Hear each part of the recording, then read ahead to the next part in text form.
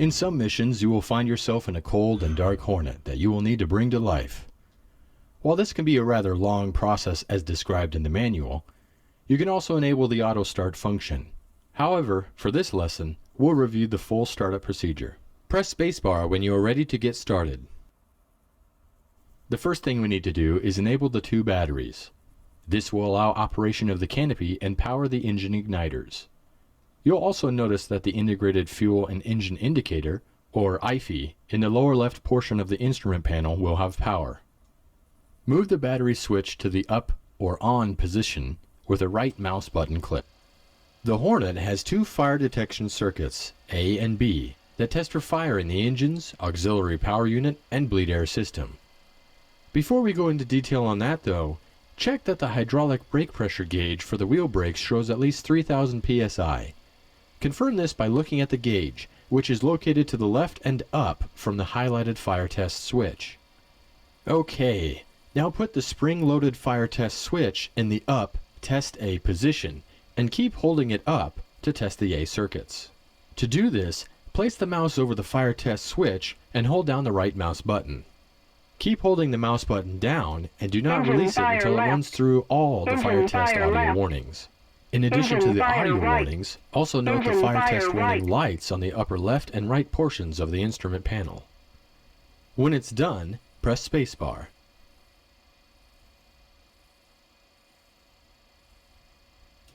Engine fire left. Engine fire left. Engine right fire. Engine right fire. We will now do the same thing for the B circuit. After waiting 10 seconds, place the mouse over the fire test switch and hold down the left mouse button to move the switch in the down test B position. Engine fire left. Keep holding it down and then release it once all the fire warning audio messages have been played. Engine fire right. Well done. Press spacebar. Good job. Note that in the top left portion of the IFE, you can see the RPM and temp of both the left and right engines. These will be important for when we start the engines. We will now turn on the auxiliary power unit, or APU. This is a small, self-contained engine that augments the bleed air system and will start turning the engines for engine starts. Place the APU control switch in the up or on position with the left mouse button click. Once the green light next to the APU switch comes on, move the engine crank switch to its right position, marked by the R with a right mouse button click. This will allow the APU to power the Air Turbine Starter, or ATS, which in turn allows the aircraft mounted accessory drive, or AMAD, to start turning the fan blades within the right engine.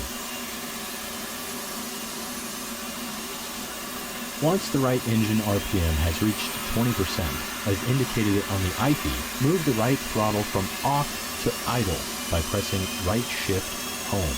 This in turn will introduce fuel into the engine combustion chamber and start the igniters. Once the right engine RPM has reached 60%, the right engine start cycle is complete and the right generator is automatically engaged. Once at 60%, press spacebar.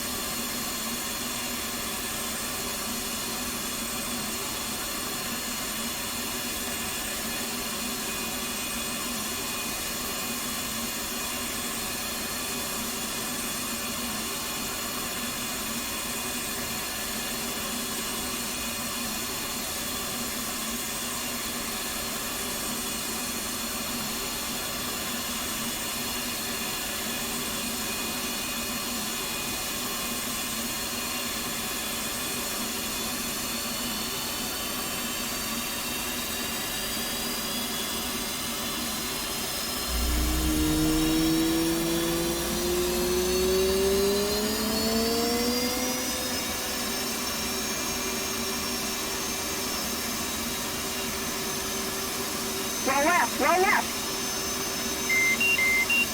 Flight controls. Flight controls.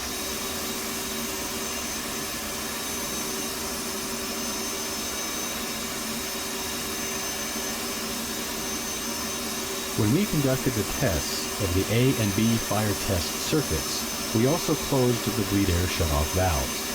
We need to reopen these by rotating the bleed air knob clockwise 360 degrees, from norm to norm. Do this by right mouse button clicking on the outer portion of the knob. When done, press spacebar.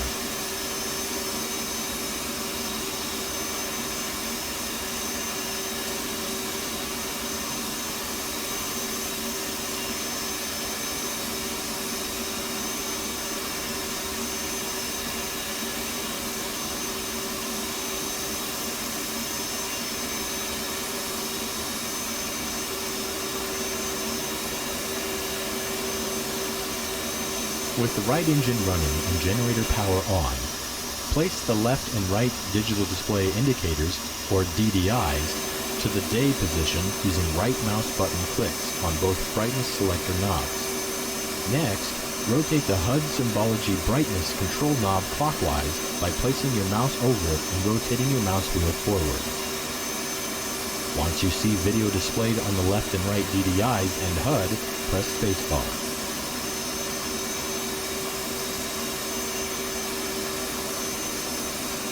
In the lower center of the instrument panel is the multi-purpose color display, or MPCD. Rotate the power and brightness control knob to the full bright setting by placing your mouse over the knob and rotating your mouse wheel forward. It will take a few moments to power on. Press spacebar once you see video displayed on the MPCD.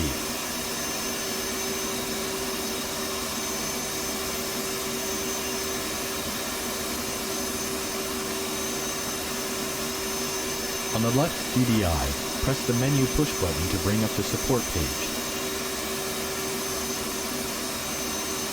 The support page has several sub-pages like the checklist, engine, fuel, ADI, and HSI. For now, though, press the FCS push button to select the flight control system page. The FCS page shows the status of the control surfaces and any detected FCS errors. The X's indicate detected errors, but we will address those once the left engine is started. You should not see any 2, R, or FADEC caution messages along the bottom of the left DDI. Note that by default, you will not have the built-in test or bit page on the right DDI. We'll come back to this. During this lesson and future lessons, you will often see and hear the master caution. This is the large yellow labeled button on the instrument panel that will light when any caution condition is triggered. There will also be an accompanying deedle sound to draw your attention. Press this button or click on it to acknowledge the caution and extinguish the light. Press the master caution again to restack the caution and advisory notices along the bottom of the left DDI. Cautions will be along the top and advisories in smaller text along the bottom. If the left DDI is not on, then the caution and advisories will be displayed on another display. By default, though, they will be on the left DDI.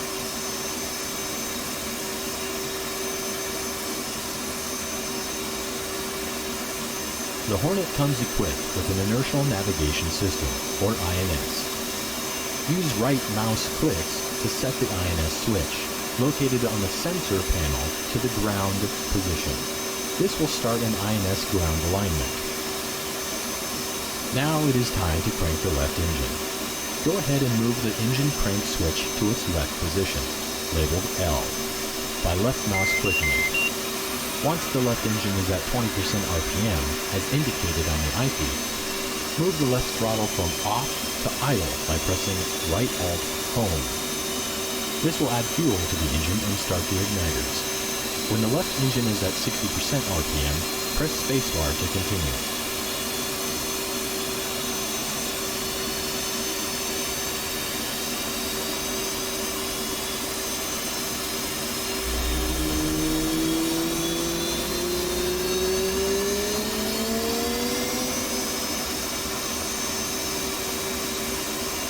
On the FCS page, we have quite a few X's indicating abnormal FCS readings. To clear these, press and hold the FCS reset button.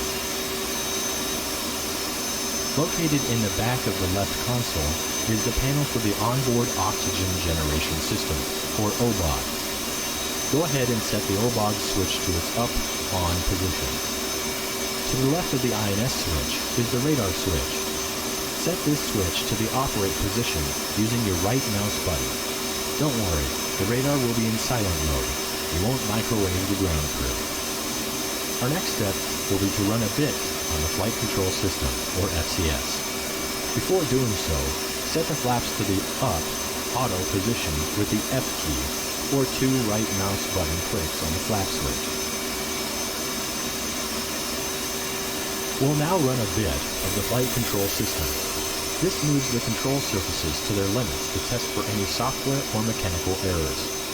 First, select the FCS bit page from the bit page on the right DDI. To run the FCS bit, we'll need to activate 2 controls at the same time.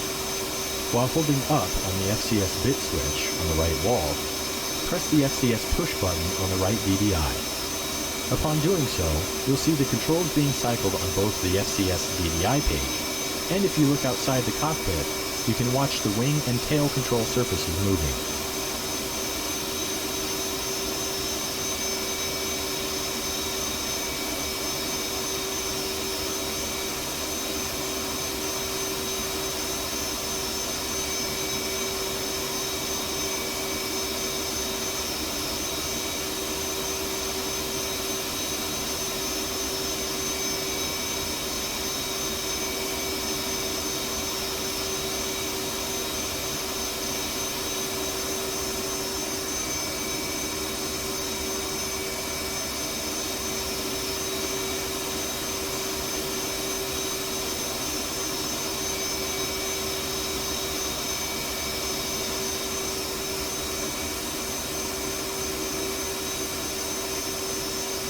Once the FCS bit is complete, marked by the beep tone, place the flap switch in the center or half position with the left mouse button click on the switch. Takeoff is done with flaps set to half. Once we are airborne, we'll move them to auto. For takeoff, we will want our stabs trimmed for 12 degrees. To set this, press and hold down the takeoff trim button. Upon doing so, you will also notice that the stab values on the FCS page will change to 12. The leading edge flaps, trailing edge flaps, and rudder should all have values of 30 degrees. You should also have no X's on the FCS page.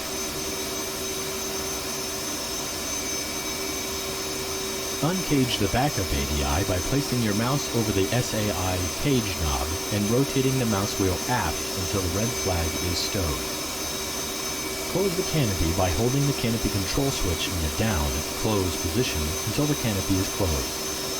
Do this by pressing the key combination or placing the mouse over the switch and holding down the left mouse button. Once the canopy is closed, press spacebar to continue.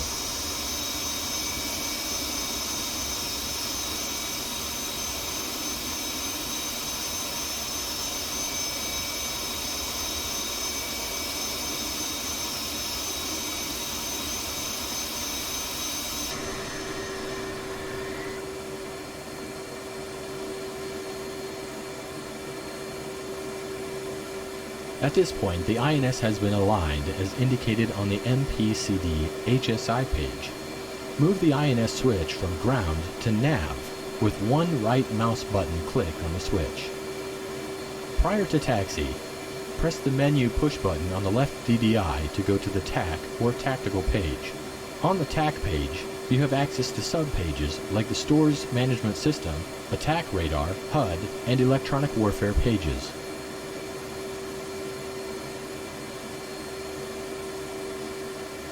On the left DDI TAC page, select the HUD push button to display a mirror of the HUD on the DDI. This can be useful when head down or in case of HUD failure. Let's now set up the right DDI. Press the menu push button on the right DDI to bring up the tactical page. Press the menu push button again to bring up the support page. Now on the support page, press the FCS push button. we will want the HUD on the left DDI and the FCS page on the right DDI when we taxi and take off.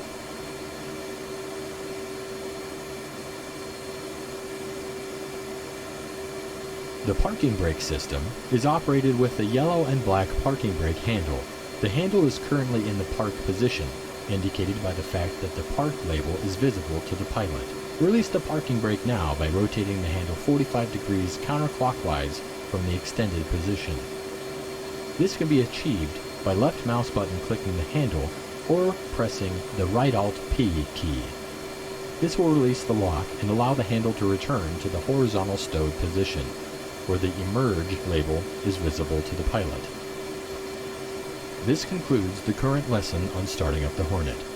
As mentioned earlier though, there is also an option for automatically starting up the Hornet by pressing the left Windows Home key. You can end the lesson now by pressing the Escape key.